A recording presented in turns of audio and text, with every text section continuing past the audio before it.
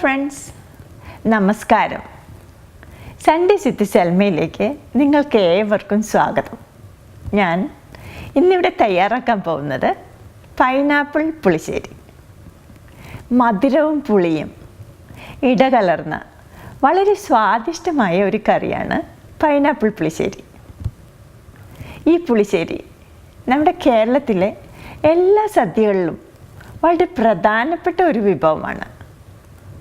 ഇതിലേക്ക് വേണ്ട ചേരുവകൾ എന്തൊക്കെയെന്ന് നമുക്ക് നോക്കാം.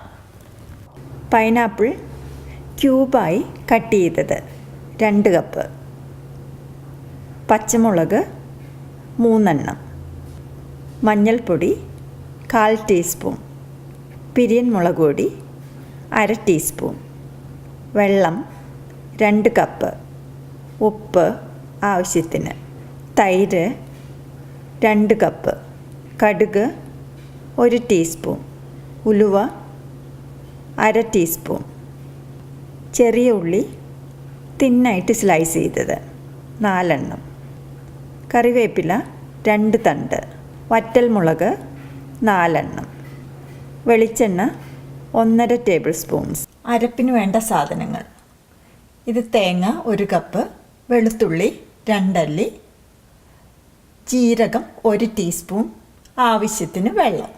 അരപ്പിനു വേണ്ടി എടുത്തു വച്ച സാധനങ്ങളെല്ലാം കൂടി പേസ്റ്റ് രൂപത്തിൽ അരച്ചെടുത്ത അരപ്പാണിത്.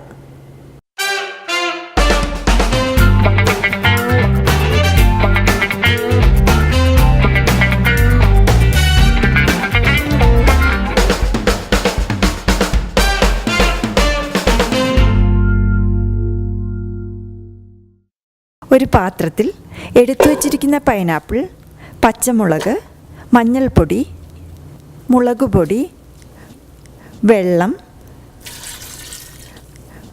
ആവശ്യത്തിന് ഉപ്പ് എന്നിവയിട്ട് നന്നായിട്ട് മിക്സ് ചെയ്യുക. ഇതിന് ശേഷം അടപ്പ് വെച്ച് അടച്ചിട്ട് കുക്ക് ചെയ്യുക. ഒരു മീഡിയം ഫ്ലെയിമിൽ ഏകദേശം 10 മിനിറ്റോളം പൈനാപ്പിൾ നല്ല സോഫ്റ്റ് ആകുന്നതുവരെ കുക്ക് ചെയ്യുക. പൈനാപ്പിൾ ഇപ്പോൾ നന്നായിട്ട് വെന്തിട്ടുണ്ട്. ഇതിലോട്ട് അരച്ചു വച്ചിരിക്കുന്ന തേങ്ങയുടെ അരപ്പിട്ട് നന്നായിട്ട് മിക്സ് ചെയ്യുക.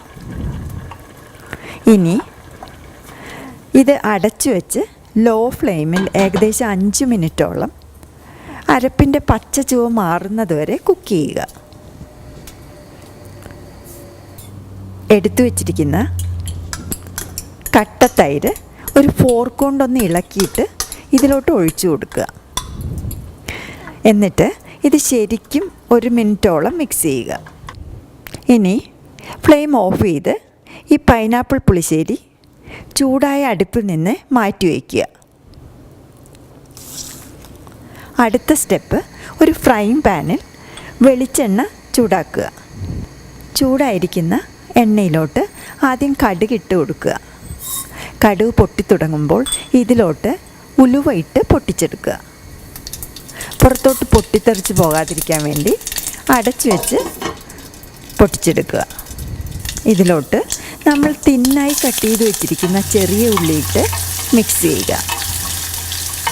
ഉള്ളി ഒരു ലൈറ്റ് ബ്രൗൺ ആവുമ്പോൾ കറിവേപ്പില ഇട്ട് ഇളക്കുക.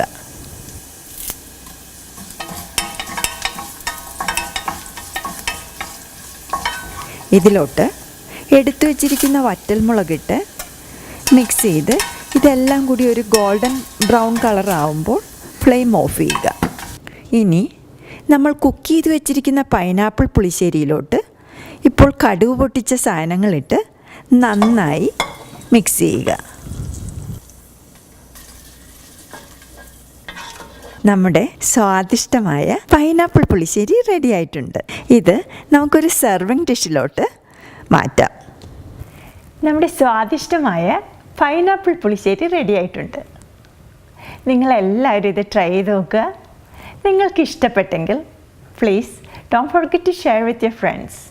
Thank you for watching. By.